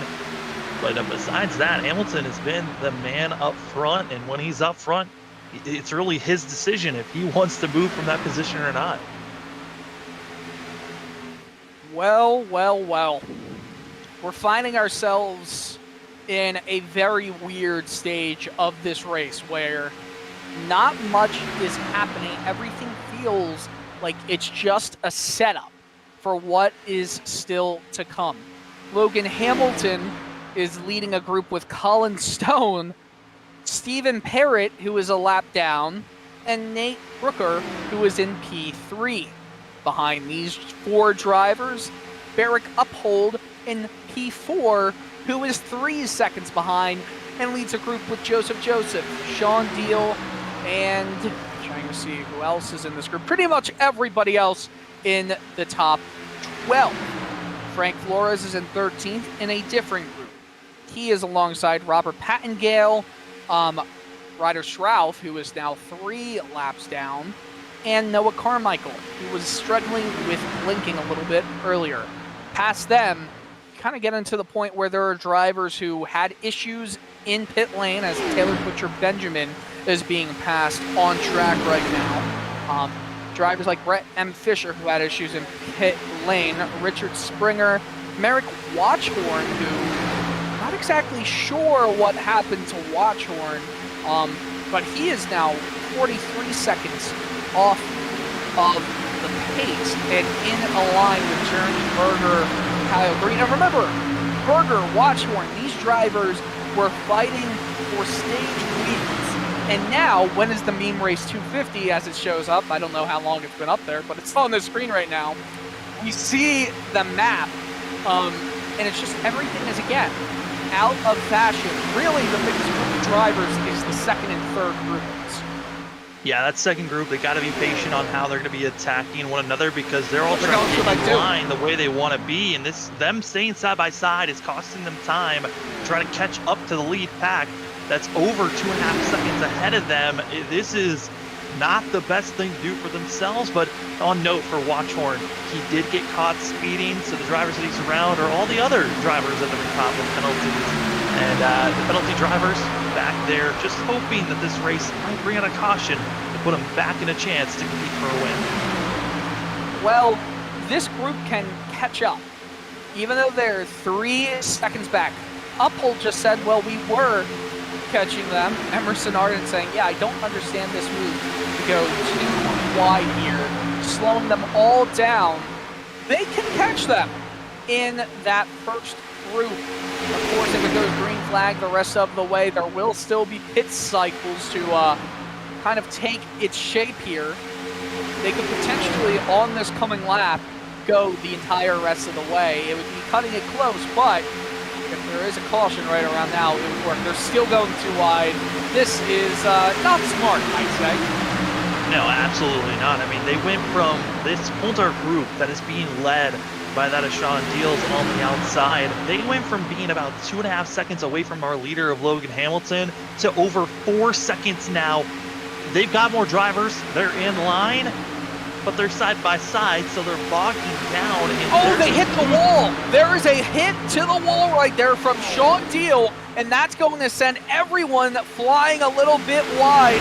Everybody is starting to lose time, and they are fighting over positions right now that won't necessarily matter in a few laps time once they go into a pit cycle. Peterson now going to be leading this second group, but they got to get in line, and you're starting to see it now. Deal going to the back of this group. They're in line, recognizing we got to go, as they've now doubled the distance since they started going side-by-side racing to now. They went from 2.5 seconds back from the leader to 4.5 seconds now. Now, if you are Taylor Butcher Benjamin or Stephen Parrott, you guys are in a race of your own to be the first driver a lap down. So while there is a fight for first place between Hamilton, Stone, and Brooker, with Brooker being the 5th in line here, both Butcher Benjamin and Stephen Parrott are 1 lap down, as it looks like Kevin Crane's 2 laps down and Rolling Stone. They are the first 2 drivers a lap down, and if a caution were to come out right now, Parrott would get the lucky dog, while Butcher Benjamin, even though he is in the same group and is a car length behind, they should be fighting right now to get position swapped. I mean, this is a battle inside of the battle for the win, right as there's some blinking. Yeah, and this is when things are going to get a lot more interesting later on in this race. When it's 5-3 laps to go and drivers finally are getting side-by-side racing, with that of Parrott blinking in and out, that we almost saw with Joseph about 10 laps ago of seeing the 20 trend come down because he thought there was open space below him, but it was actually that of Parrott blinking out of the race for a second. So blinking issues, once we get side-by-side racing, things are going to get a little bit mixy on when you're truly clear and when there's actually a driver below you. But that second group, they're coming now. It's less than 4 seconds, soon to be 3.5 seconds away from our leaders. 15 laps to go in this race. You have a feeling that it's not going to be so straightforward to have a Talladega race, as Butcher Benjamin is taking a peek around the outside, nothing going on there.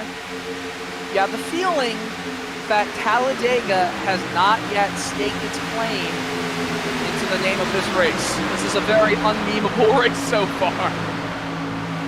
I mean, there certainly has to be a meme, right, of drivers in trains and just lingering around, right? There has to be something, or someone's probably making it right now as they're watching this race. It certainly has been a question of if and when, and we've only seen maybe 2 or 3 chances of drivers really having a possibility of issues to arise. As I know one driver is hoping that he does not get mixed up into any type of chaos, and that's the 21 of Holden McGill. At the end of stage 2, everyone was really running out of gas, slowing down for the end of stage 2, and the 21 got absolutely clobbered by the 8. How to use his fast repair. So Holden McGill won last week at Watkins Glen. He's hoping that he is not caught up in the next big one, and he's able to keep this 21 machine clean because he's got no backup waiting for him in pit road. Interesting times right here. That second group, by the way, 4 seconds behind still.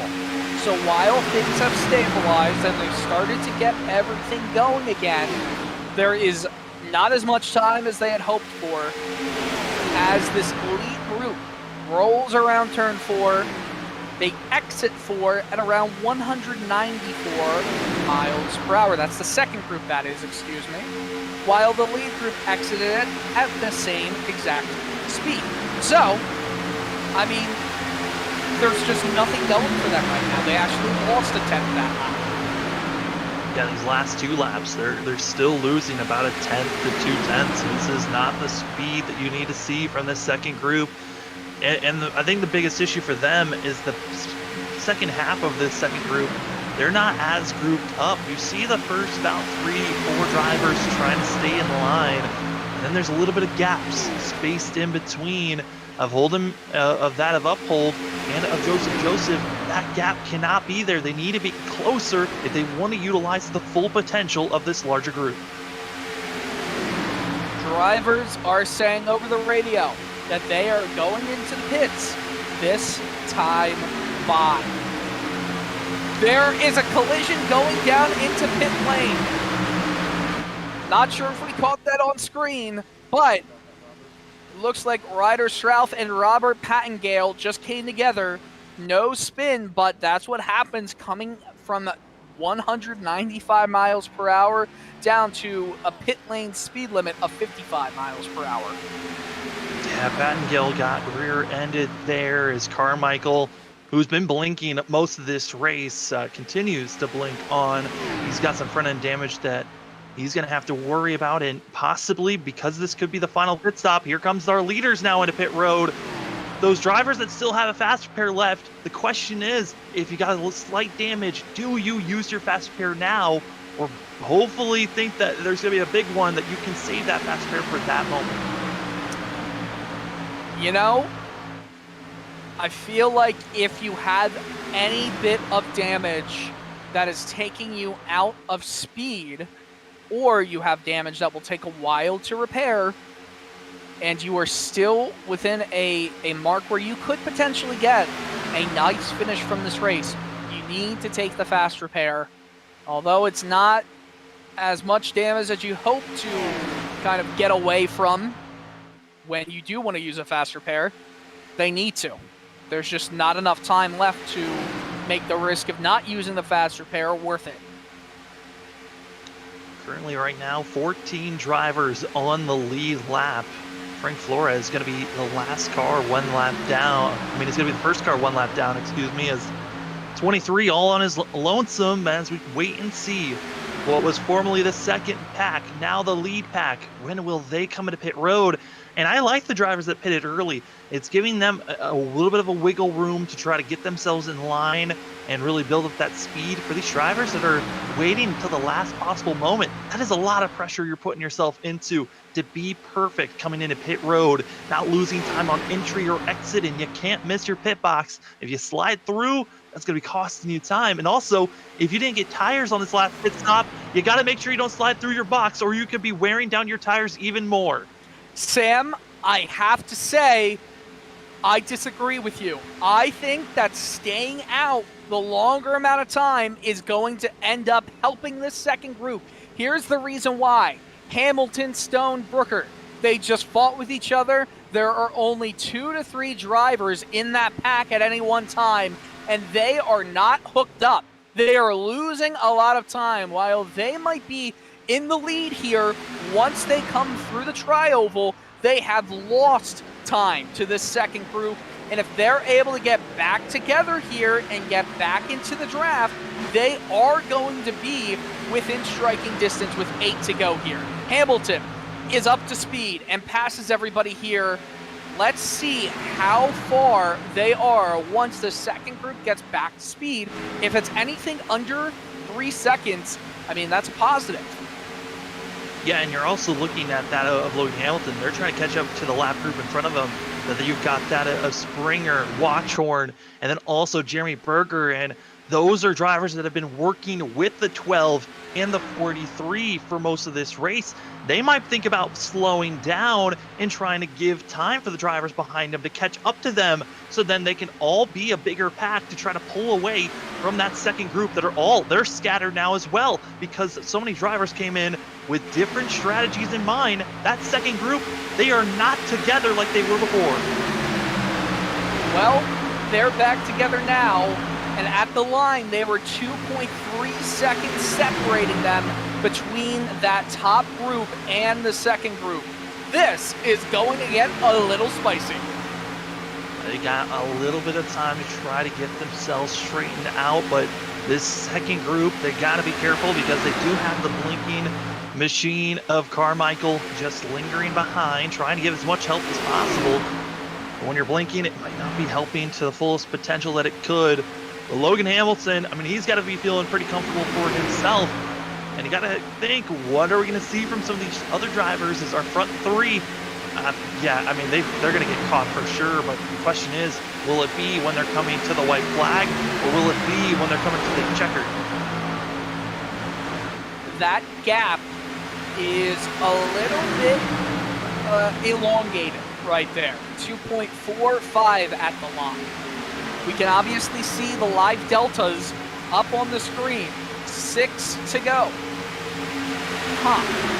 This is definitely curiosity-inducing.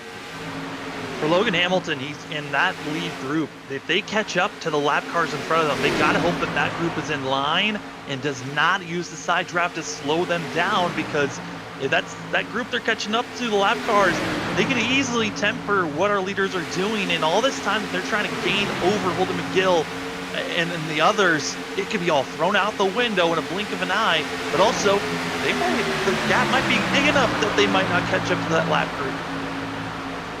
I don't know. The gap went down 0.2 that time around, Sam, so it's not enough. But they're going to soon get within the draft of the cars in front. I mean, you got to keep trying. You got to keep trying because things can happen. And you know that top group, because it's for the win, will be trying to fight with each other. Now, there is a group of lapped cars right in front of them as well. So there's a lot of things going on here. If Merrick Watchhorn is unhappy, by the way, on the radio with Jeremy Berger right now. Berger just said, "Too bad Mr. Stuck a lap down." My goodness. Brutal. Brutal. The difference is under 2 seconds now with 4 to go. Will this second group come back into play?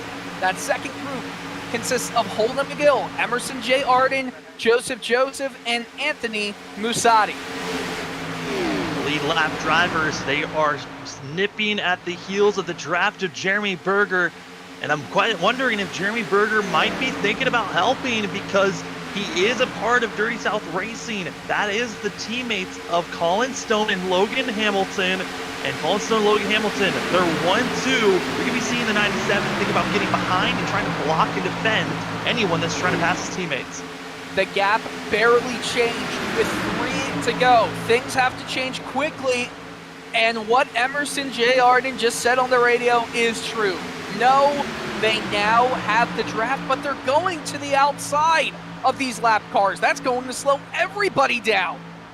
Yeah, I mean, it was one of those things where you have to pick and choose. Either you're going to pass them as fast as possible, or look at this. Go on the outside. Nate but Brooker. oh boy.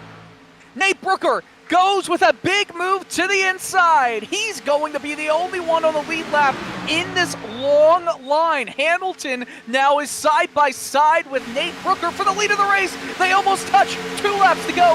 Brooker to the point. And just like that, making the decision to try to make the pass. They were expecting 3 of Brooker to follow suit.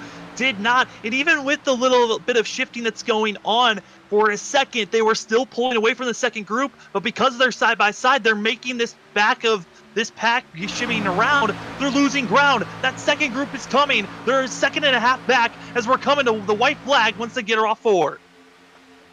1 lap to go after they get through turns 3 and 4. Sam, this is going to be incredible. We've had 93 laps of racing. We are going to the 94th. They get to the line, the race ends here. Will they get to the line? That's the question. Colin Stone now. He's going to go to the outside in front of Logan Hamilton. The next flag will end the race. McGill gets spun. Green. McGill gets spun. This is no more chance for McGill or that second pack, even though they were just a second behind. They had the chance, but now it's only a fight between 3 drivers for the win at the Talladega 250. It's Brooker on the inside, Colin Stone on the outside. Stone has air in front of him, but he doesn't have too much help from behind. They're all fighting together right here. Hamilton is pushing Stone. The teammates, they're going to try and help Brooker. Will he be able to get any momentum going into the tri-oval? They have just a few meters to go. Oh, they're going to go 3 wide to the line. Brooker wins at Talladega, but he goes under the yellow line. Will it count? He didn't advance, but he did go around the yellow line to try and keep the momentum going. Nolan Rempel has a huge decision here. Emerson Arden almost came in and stole this race in the 51. He went from at the start of the white flag being about 8 tenths back. He was a little bit less than 2 tenths and right on the bumper of Logan Hamilton at the end of this thing. We want to make sure that it is Nate Brooker who wins, because while I'm almost certain it's him, it'll be him. I mean, it's one of those things where I think Brooker got kind of shoved down And that's what made him really go below the yellow line, because he was trying to get under the lap car in front of him, but he didn't have the space, kind of got bumped and shimmied down. He should be able to hold this win. At this time, the final results are not available, according to Nolan Rempel. Nate Brooker is celebrating, so he is the unofficial winner. That was the first race on an oval this season that has gone caution-free except for the stages. That is amazing that it happened at Dega. We just need to make sure that Brooker is the winner, and we'll try to get Nolan into the booth. Yeah, I mean, a lot of the drivers, certainly. It's one of those things of when a race doesn't bring out a yellow and you got lap traffic that's going to be mingled in, you never truly know. But Nate Brooker unofficially came across the line as our victor, and that of Logan Hamilton just 7/100ths away from winning this thing. I think if him and Stone didn't make contact, it would have been a lot closer when they were coming across the line.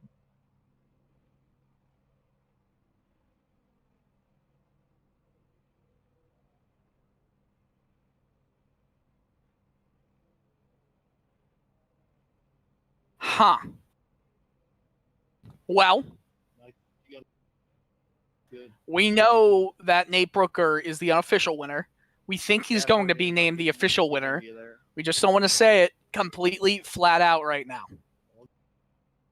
Yeah, I mean, it's one of those things where you kind of just have to sit and wait on where drivers really are truly line. And I think they're also really questioning it on who's going to be up in the booth with us for interviews, as you're seeing here. I mean, just side-by-side racing. You got the 43 that's almost got this thing won as they're entering the tri-oval, and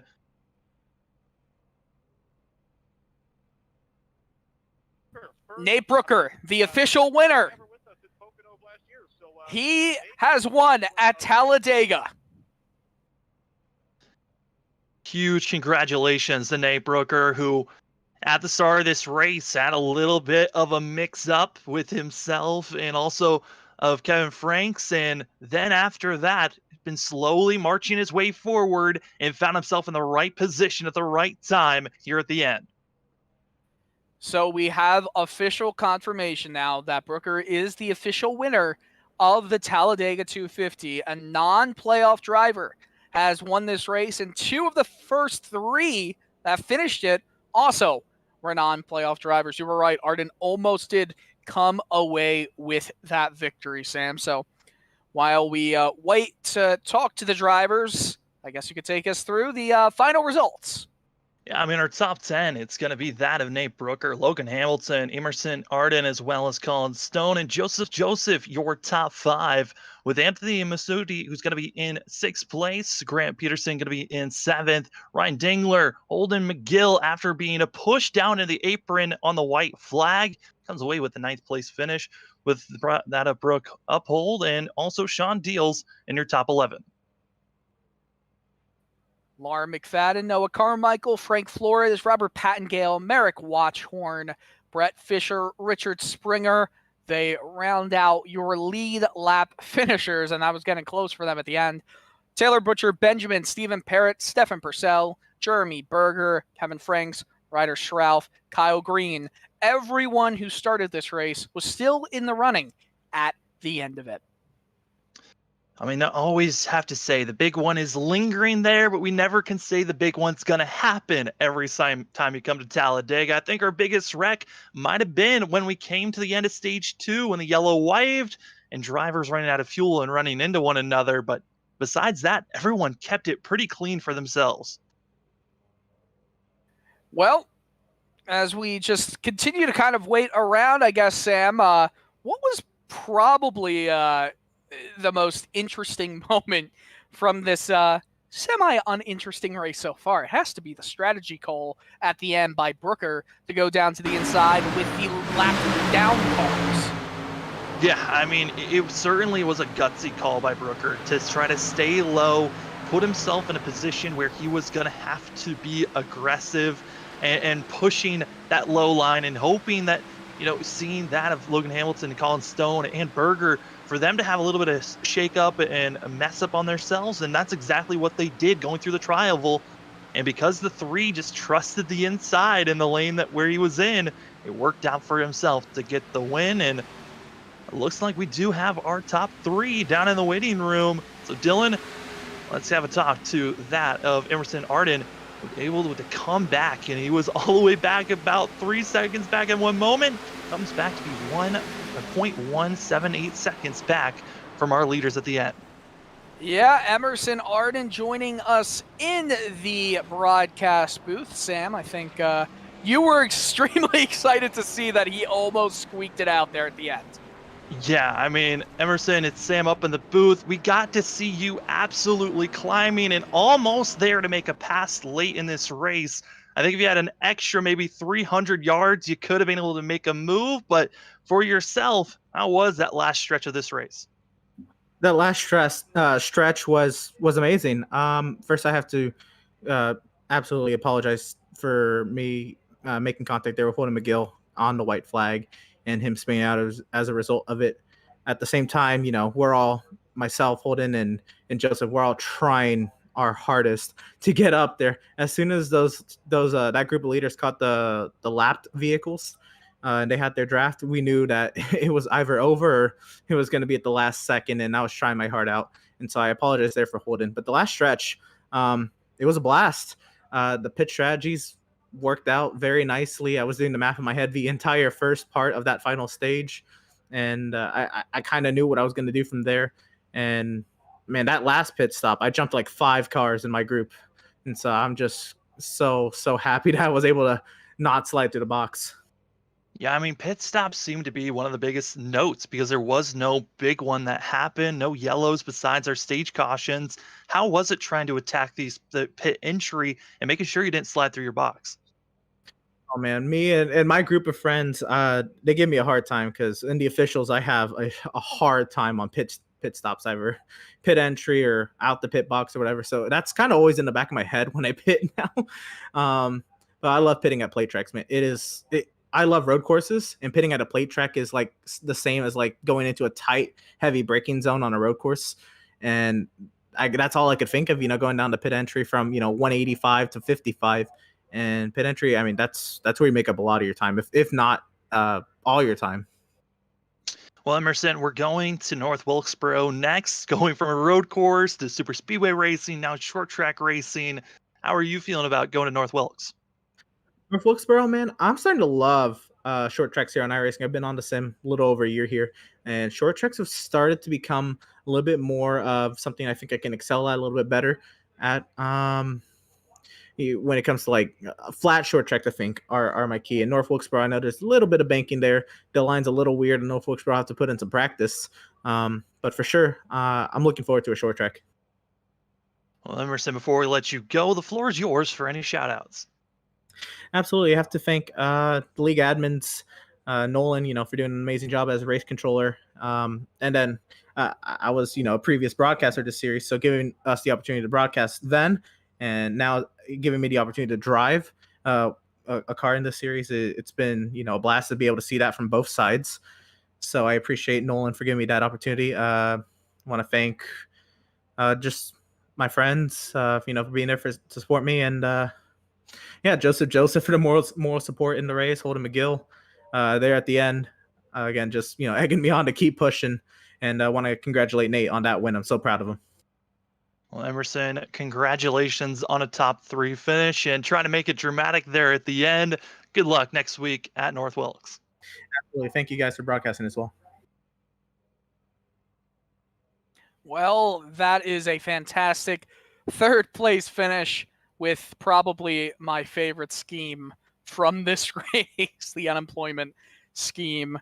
What a beauty. Well, I know that Logan Hamilton is in the booth with us now, Sam, and he had a very interesting race. It did unfortunately not end up in a win for him. Yeah, I mean, Logan, you were up front for most of this race, and then coming up to that lap traffic group, everything kind of got shuffled around. What was going through your mind once you caught up to that lap traffic?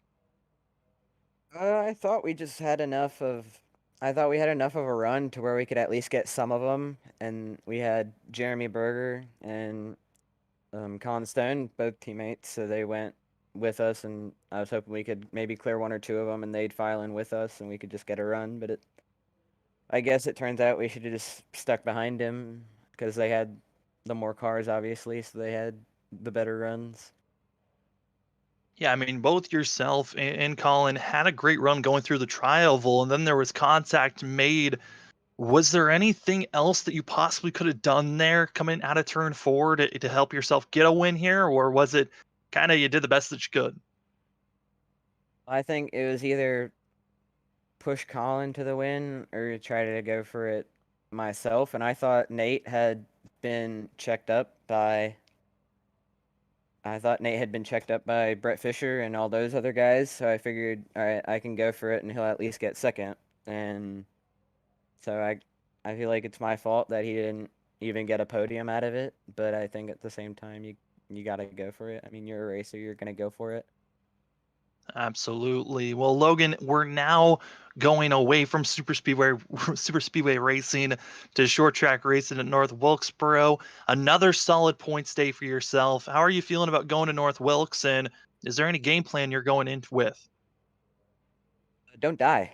I think you just got to keep your nose clean. We've built up a good amount of points in the first 2 races of the round, finishing 4th and 2nd. So I think it's just going to be about survival and not losing points or anything. And it seemed,